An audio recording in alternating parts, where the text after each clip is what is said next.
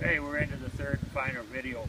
One thing I forgot to mention in the other video was taking in some kind of lighting device for you if you want to read in your bunk, or you want to go out, make a trip to the outhouse at night. This is a headlamp that goes on your head, and this particular one has three different levels. And then here's a smaller. These new LED lights really work slick. So you want to have at least think about taking a headlight and having a light like that. I want to talk about the different ways that we rig fishing, and the one's most effective. When I talk to people that went for the first time, I ask them, what is your choice? 90% of the time they say, I like the slip bobber.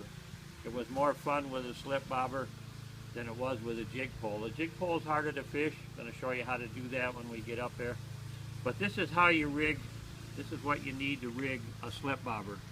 It starts up here with a string that slides on, and you slide it off a little spool and tie it, and that moves up and down the line, and that sets the depth. See the bobber, then this little plastic ball goes on, and then your slip bobber's hollow all the way through. See, it goes up and stops right there. So whatever you're at, you want to set it for about a foot off the bottom, and then it'll always stay there. If they start to move, you just pull tighter on them strings. Then you need a little bell sinker right here that helps hold the minnow down. And then you got a little swivel that goes on before your leader line. And then you got about 16 inches of leader line. I use 8-pound clear durable leader line. And then for the bobber, this is kind of a unique hook. It works very well for the walleye because of the way it's designed. You can see how it's bent around and up. You put the lips of the minnow up through there, so it's setting like this. The walleye comes in, and then when you feel it biting on it, you pull up, and this goes right up in the upper jaw, right between the eyes. And 90% of the time, that's how you're going to get it. And these are the style hooks. This is a laser. Overhand. You can see the brand name on there. That's what I recommend. Something that style, if you can find them. That's what we're doing with a bobber pole. When you're fishing with a bobber pole, when the line goes down, you want to take the slack out and really jerk it hard, because you got to get that hook to go up through the upper jaw of that walleye. Quite often when you're first doing it, you'll be missing them because you're not pulling hard enough. You can't pull too hard, but you can pull too soft. When that bobber goes down, you pull up on it.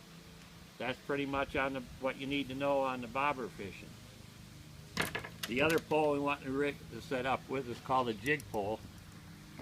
And this is how the jig pole is rigged. It's a little more simple setup than it is the bobber pole. Here you got the, this is your 6-pound, or you can use a 4-pound on your jig pole if you're comfortable with it. It's easier to cast a longer distance, and the wind don't affect it so much, but you really got to be on top of your game on setting your drag, because you're using 4-pound and not 6-pound. But 6-pound, or if you feel confident, go down to the 4-pound. Again, it has that little swivel so your line doesn't get twisted. About 16 inches of that 8-pound leader, and then we're putting these jigs on. Now the things with these jigs, there's different colors. As you can see here, we use the orange, white, or green, and will work pretty good. One thing you watch when you're buying these jigs, some of them, a lot of them, the paint is still in the hole, and it's really tough. They got this little device, it's called a hole out. I mean, it goes in there and clips in there, and it punches a hole and cleans out that where the paint is. So you can make that work, and it goes in there, and I'm not going to try to make it happen right there, but that's what you have. If not, use an old hook and go down in there and clean it out. And then we put these tails on, the different colors, whatever is working for the day. This one is set up with an orange, but we can use the green. Some of these yums are actually scented with a biosalt, and they do work for the first few casts. If you don't have a minnow on, you just scent it, throw them out there. Sometimes you can get a bite on that without a minnow or a crawler on it. Or so we're using white, and the green, the orange, and these browns with the orange tail. They work pretty good. So something like that, something like this with your jigs in packages. I think we bought these for $12, and I don't know, there's 14 I think in there. These are 8 ounce jigs. That's plenty heavy enough to get you down in there. Moving over here, what else you're going to need in your tackle box? If you decide, you know, jigging, you know, when you're jigging and bobber fishing, you're probably doing like 4 to 1. 4 to 1 is if you're out trolling, for every 1 fish you get trolling, you're going to get 4 with the bobber and jig pole.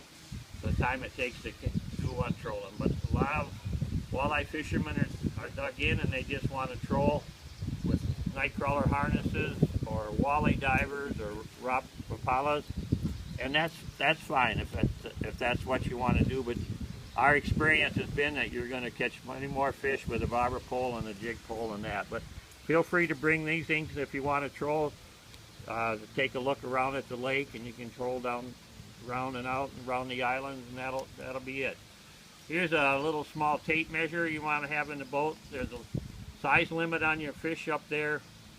18 inches is the key. You can have, with a conservation license, you can have 1 over 18 and 1 under in your possession, or you can have 2 under.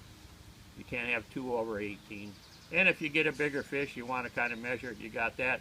What I do is mark it on the side of the boat or on the seat with a felt marker, and I don't have to pull the tape measure out all the time. I know right where that 18 inches is.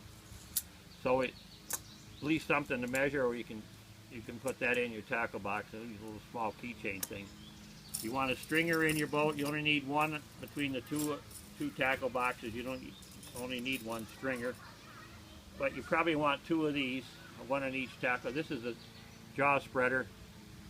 Normally when you're catching walleye, you'll catch them right up between the eyes and the upper jaw. They don't swallow it. Once in a while they get it in and do swallow it, but pike are more apt to swallow it. And when the pike, you got 2 options. You bring the pike up to the side of the boat and don't even bring it in. Just cut the line and let it go, but then you have to retie. But if you do bring it in the boat, these are jaw spreaders. You put it in there between the jaws of the pike, and then you go down in there with your needle nose and get your bait out, save your bait. So that's something you might want to have in your tackle box. You want a good set of needle nose pliers like this, and then they have the side cutters. If you get a hook in the hand, you want to be able to cut that hook off with a good set of side cutters there, where you can pull it back out and get it out of there. Here's something that's handy. Teresa, she wears this one around her neck or on her hand, the set of fingernail clippers. Actually, this is made for a fishing thing to cut line with. What I do with mine, I put it on a little bungee cord, so I don't have to always open up my tackle box. It's right there. I can stretch it out and cut my line off, and I can just throw it back in there and close the lid. It works real fine. Okay, here's a hook sharpener. After you catch, I don't know, 6 or 7 fish or whatever, you get hooked up in the rocks, you want to have this hook sharpener that goes up. Just simply put it there and get it spinning and go in there, and you can sharpen your hook. And then what I do is put it on my thumbnail, and if I feel the drag on it, it's sharp. That's a good sharp hook right there. This is a Berkeley. You want to have that in your tackle box with maybe an extra battery or 2. Oh, you can always have that working for you. Teresa likes to have a pair of gloves. She don't like to handle them fish, especially pike. So these are like a fishing glove. You can put on if you care to have them. They fit right in the bottom of your tackle box.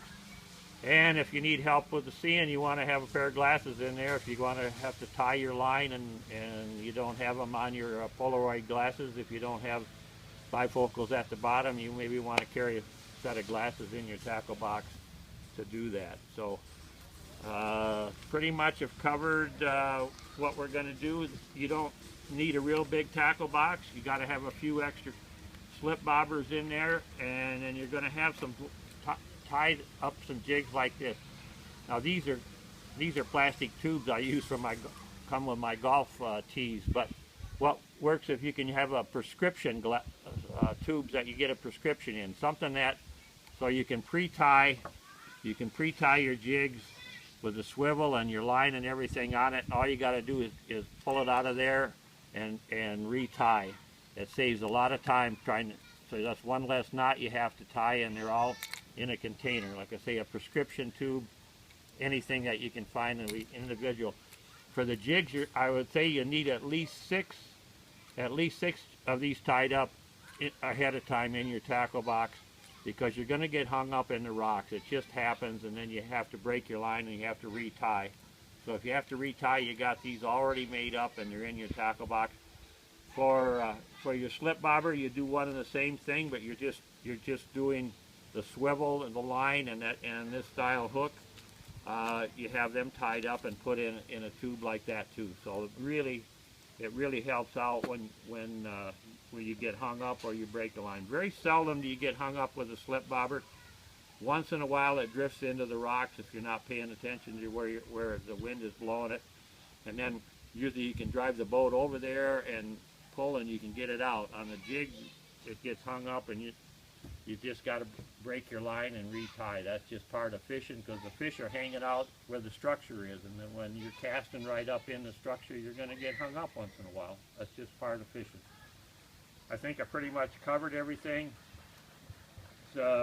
Tackle box and what everything you got here. If you can't find what you're looking for down there, let us know, and we'll try to get it for you up here, so it'll be here for you when you get here. If you can't get what I'm showing you today. Walleye, walleye, let's go fishing.